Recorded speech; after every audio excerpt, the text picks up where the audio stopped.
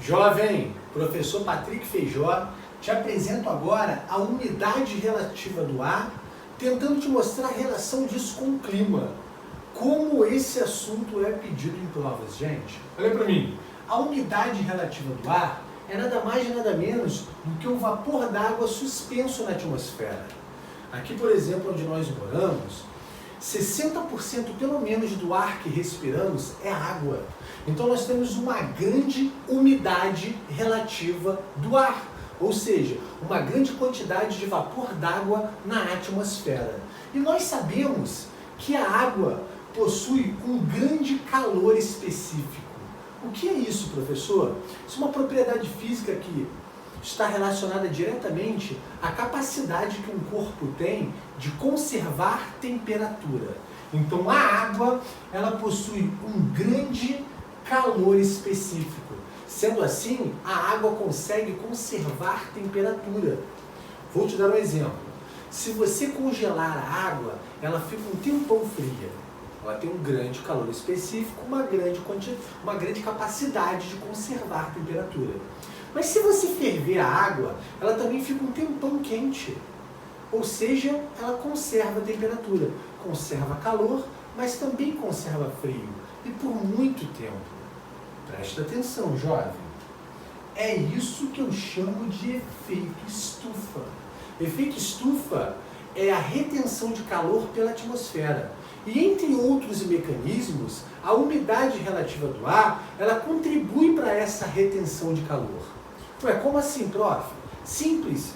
Em ambiente onde temos muita umidade relativa do ar, o sol durante o dia aquece a nossa superfície e por reflexão ou irradiação, ele vai aquecer a umidade relativa do ar.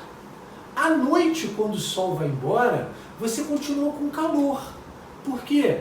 Porque esse vapor d'água ou essa umidade relativa do ar, que tem uma grande capacidade de reter temperatura, vai conservar o calor que foi irradiado durante o dia.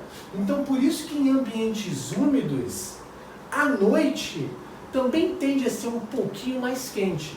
É claro, quando durante o dia também é quente. Porque se for frio, essa umidade relativa do ar também vai reter o frio. E à noite também fica fria. Moral da história. Em ambientes de grande umidade relativa do ar, a amplitude térmica ou a variação de temperatura é menor. Vou te dar agora um exemplo que aparece muito em questões de provas. O exemplo do deserto. Nós sabemos que no deserto a umidade relativa do ar é baixa. Lá no deserto praticamente não tem umidade relativa no ar. Então durante o dia, como por exemplo no deserto da Líbia, que é um dos mais quentes do mundo, as temperaturas médias durante o dia chegam até a passar de 50 graus Celsius. E nesse mesmo dia, à noite, a temperatura chega próximo aos 0 graus. Que isso, prof? Olha que grande variação de temperatura. Olha que grande amplitude térmica. Por quê? Durante o dia o sol aquece, à noite, quando o sol vai embora, você não tem a umidade relativa do ar para conservar o calor. Então, por isso que à noite fica frio. Jovem, o Enem uma vez fez uma pergunta sobre o efeito estufa. E o gabarito era processo natural agravado pela ação humana. Como assim agravado pela ação humana? Quando você queima combustíveis fósseis e libera, entre outros gases, o carbono na atmosfera, você também retém temperatura, só que retém de maneira anormal, agravando esse processo que é natural e transformando ele num grande problema. Então lembre-se, o efeito estufa é um processo natural, sem ele não existiria vida. Muito favorecido pela umidade relativa do ar.